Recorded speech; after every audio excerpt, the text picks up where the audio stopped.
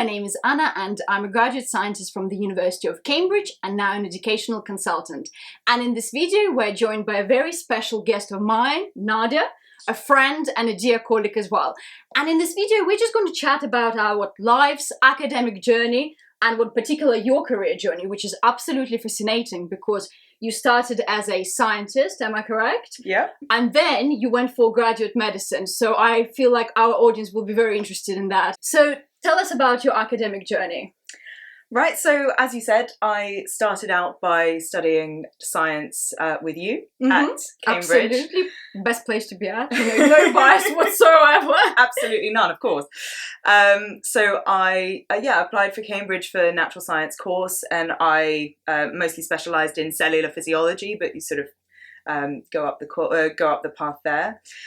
I did originally consider applying for undergraduate medicine, but at the time, as a bright-eyed and bushy-tailed 16-year-old trying to write my personal statement for the first time, I thought, you know what, I'm not entirely 100% convinced that medicine is the career path that I want. Big question that is being, asked by many students as well, right? Well, exactly, yeah. I always say, how do you know what you actually want to do at the age of 17? And it's difficult, and to be honest, most people don't know. Did you know I wanted to be a biochemist? And then did it in second year and completely hated it. Yeah. So I was like, I'm so glad I didn't just study biochemistry on its own. Yeah, and I think your opinions change about what you want to do as you experience more. And of course, when you are applying for universities, it is very difficult to get enough experience to be very, very confident. And that's something I'll talk about in a minute as well. But for me, I didn't feel 100% confident that medicine was what I was going to do. I realised I wanted to keep my options a bit more open and also just study science for science's sake, because it was something that I really enjoyed. I loved learning about the intricacies of biology, chemistry. I mean, similarly, I thought I was going to do biochemistry and absolutely noped out of that as soon as possible. Classic. Are you happy that you went for graduate medicine? Absolutely, yeah. I think for me, I am a bit unconventional in that I studied natural sciences first, and then I went and I worked for several years in a few healthcare adjacent fields. But it was a good few years in between university the first time around, university the second time. But I think the experience that I gained during those years is absolutely invaluable. And do you think science actually makes you a stronger doctor at all? I think so. I think having an understanding of the underpinning of all of the clinical medicine that you are doing, it definitely helps. Is graduate medicine more competitive? Yes. So this is potentially a misconception. I don't know how much research you guys will have done, but graduate medicine is about, I think it's between 7 to 10 times more competitive than undergraduate medicine. Okay. And that is purely because there are not enough graduate medicine places in the country.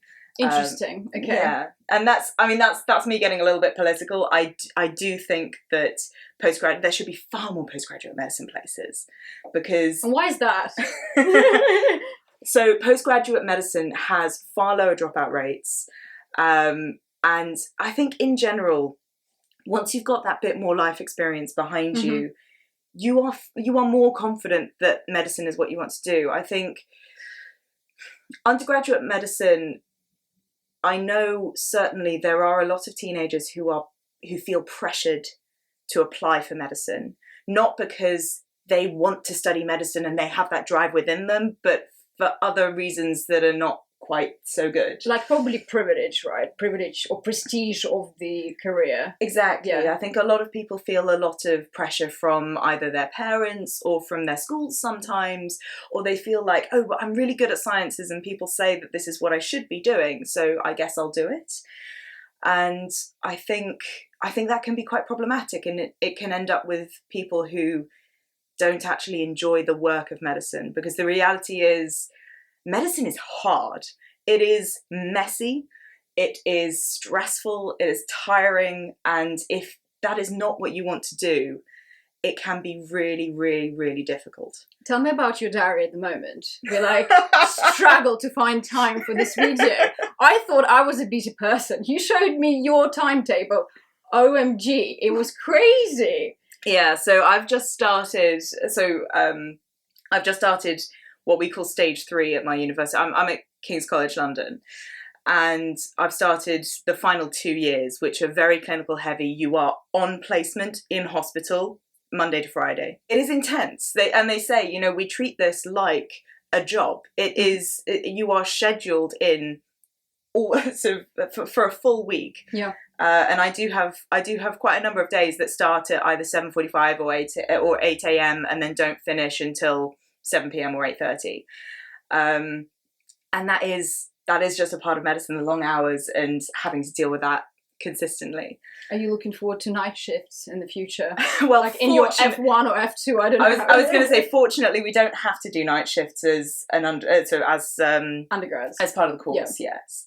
Well, not undergrads. Sorry, graduate medicine. Well, we're still technically called undergrads, though. So, what are your favorite parts of studying medicine? Maybe more like academically, or is it the clinical work?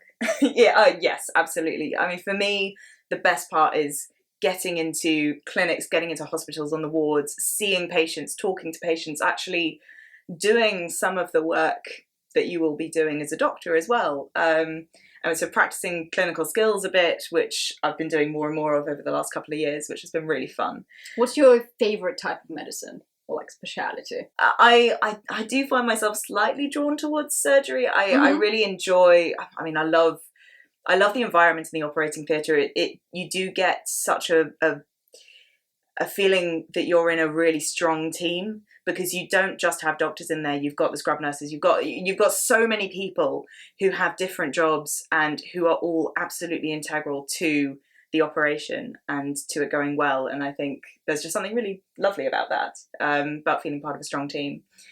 As well as the surgeries themselves. I love the practicalities of it and everything. It's just very, it's great. My career went up to dissecting fruit flies' eggs, and I think that's as far as it could go. If you asked me to dissect mice, I don't think I'd be able to do it. So I think it definitely takes like a special person to do medicine. So I'm really glad that you do enjoy that part. Well, you say that.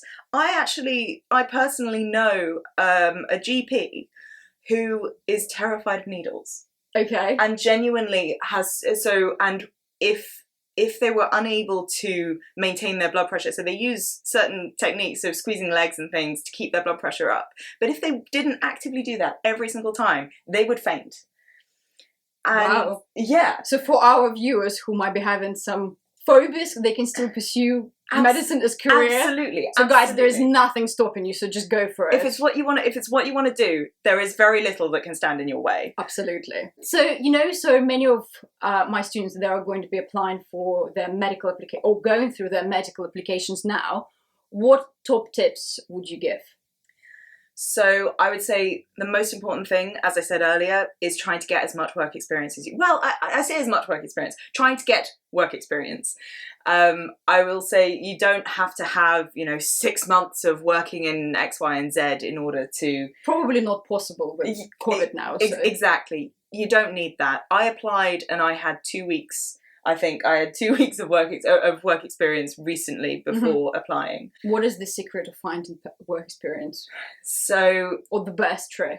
There's a couple of things, but unfortunately it does come down to personal contacts a lot of the time. I will say I shadowed 2 doctors. I didn't know either of them personally. So I have one family friend who's a doctor, and a friend of theirs let me shadow them for a week. And then the other person that I shadowed is my partner's ex-boss's wife, who was a GP. Try to get that correctly. And so I think when people think about getting work experience, they think about their immediate circle and who they know, and try and get experience there and think, oh gosh, I don't know anyone that I can go to. So what do I do? Ask everyone if they know somebody, and just go through your entire network, because I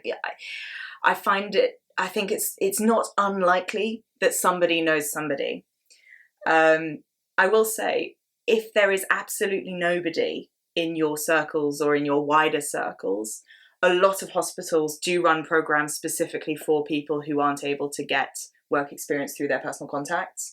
And a lot of hospitals will have that information on their websites. So it's worth looking there as well and trying to do that as early as possible, because as you can imagine, they get booked up quite easily. Ask for as much advice as possible, I think, because when I was applying for Cambridge, I basically went through my contacts similar way. And obviously because I played chess, some of the chess players went to Cambridge and actually did natural sciences as well. And then just get as much advice as possible. I feel like different people say different things as well. Oh, absolutely. And you need to pick what's most useful to you. 100%. I think getting multiple opinions is always the best way. And then making your own opinion. So, and as a final question, what would you say to our viewers wanting to change their career path? The main thing that I would say is it is never too late. At no point is it too late to change and to start something new and to try something that you're really excited about. We have people in my course in their 30s. I know in other courses they certainly have medical students in their 40s and even 50s. It truly is never too late if it's what you want to do. And if you're interested, I say just go for it. There's absolutely nothing that you lose by giving it a go. Thank you so much for watching this video. Please press the thumbs up, and let's thank Nadia for joining me as well. Well, thank you very much for having me, Anna. Yes. It's been nice to chat. Thank you for fitting me into your very busy schedule as a medical student. So anyway, guys, I'll see you in my next video. Goodbye. Bye.